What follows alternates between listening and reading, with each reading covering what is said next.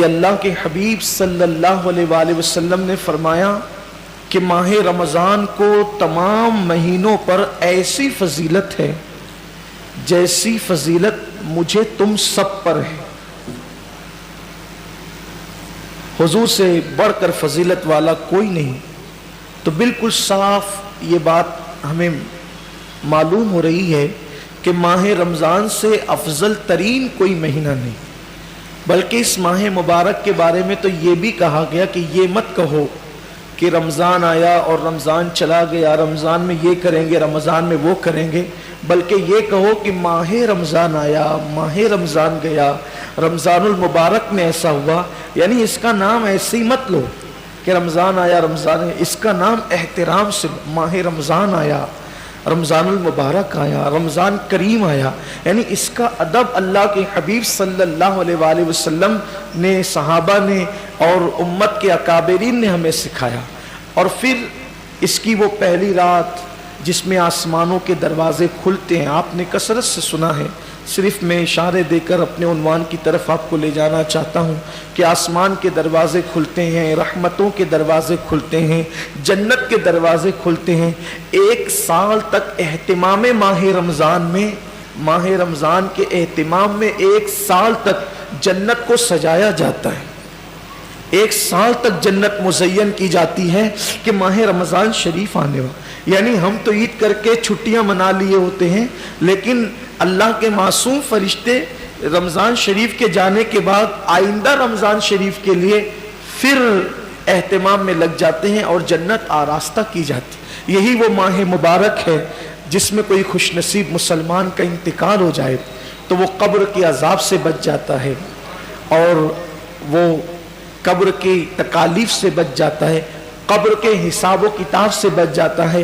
اور میں اللہ کی ذات سے امید کرتا ہوں کہ وہ قیامت کے حساب و کتاب سے بھی محفوظ ہو جائے کہ جو اس ماہ مبارک میں انتقال کرے.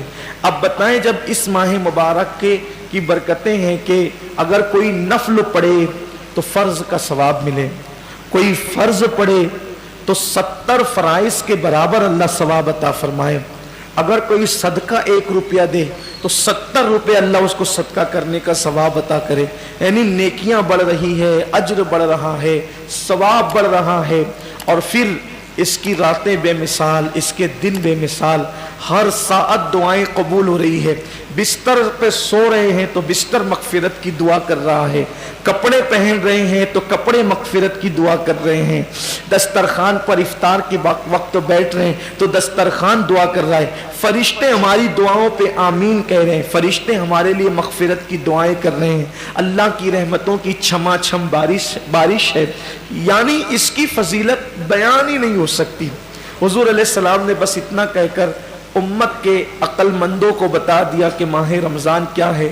آقا علیہ السلام فرماتے ہیں، جس کو ماہ رمضان کی فضیلت اور اہمیت پتہ چل گئی وہ تمنا کرے گا کہ کاش پورے سال کو رمضان شریف کر دیا جائے. یعنی مہینہ رمضان شریف کا نہ ہو بلکہ سال ہی رمضان شریف میں تبدیل ہو جائے.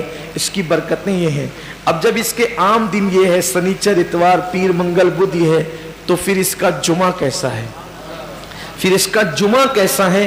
جیسے ہی جمعرات کا سورج غروب ہوتا ہے اور جمعہ کا چاند گویا طلوع ہوتا ہے، ہر سیکنڈ، ہر لمحہ 60,000 جہنمیوں کی مغفرت کی جاتی ہے. یعنی ایسے لوگ جن کے نام جہنم کے رجسٹر میں لکھ دیے گئے، یہ جہنم میں جائے گا، یہ جہنم میں جائے گا، یہ جہنم، ایسے لوگوں کو اللہ کہتا ہے انہیں بخش دیا، انہیں بخش دیا. کتنے لوگ؟ ایک لمحے میں 60,000 لوگ. اب وہ پورے غروب سے لے کر غروب تک کتنے گھنٹے ہوتے ہیں؟ 24 گھنٹے. اب اس میں ہر سیکنڈ گویا ہر لمحہ 60,000 بخشے جاتے ہیں. لیکن جب جمعہ کا آخری سیکنڈ، آخری لمحہ آتا ہے، سورج غروب کا وہ آخری وقت آتا ہے، تو اللہ نے 24 گھنٹے، صرف سمجھانے کے لیے کہہ رہا ہوں، اللہ نے 23 گھنٹے 59 سیکنڈ میں اللہ نے، حالانکہ یہ سیکنڈوں کا حساب حدیث میں نہیں ہے لیکن اپنے دور کے حساب سے سمجھا رہا ہوں، اس میں لمحات کا ذکر ہے، ساعتوں کا ذکر ہے، صرف سمجھانے کے لیے کہ اللہ نے 23 گھنٹے 59 सेकंड में, हर सेकंड में 60-60 हजार बख्शा, तो 23 घंटे 59 सेकंड में कितने बख्शा? तो जब आखिरी सेकंड, आखिरी सात आती है वो इफ्तार की, जुमा की, तो जितने 23 घंटे 59 सेकंड में बख्शे गए उनकी तादाद के बराबर आखिरी सेकंड में बख्श दिए जाते हैं। कितनी बड़ी बात है। मैं समझता हूं कोई बचता ही नहीं होगा बख्शिश से। ये वो माह रमजान है, ये वो बरकत वाला महीना है।